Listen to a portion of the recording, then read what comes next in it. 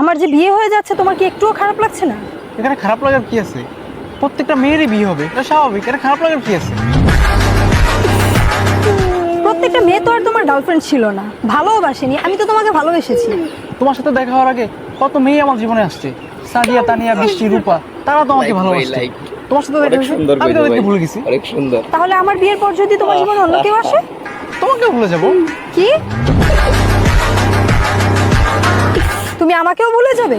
তোমাকে পেয়ে যদি আমি পেছনে সবাইকে ভুলে যেতে পারি, তো অন্যজনকে পেয়ে তোমাকে কেন ভুলতে পারবো না? তুমি কোন চ্যাটের দেখেন আপা, এই প্রেমিকের মনটা একটা কবুতর খানে। এখানে অনেক কবুতর আসবে যাবে। এখন সবাইকে যদি আমি মনে রাখতে চাই, তাহলে আমার মনের সাইজটা আরো বড় করতে হবে। কিন্তু আপা, এটা তো সম্ভব না।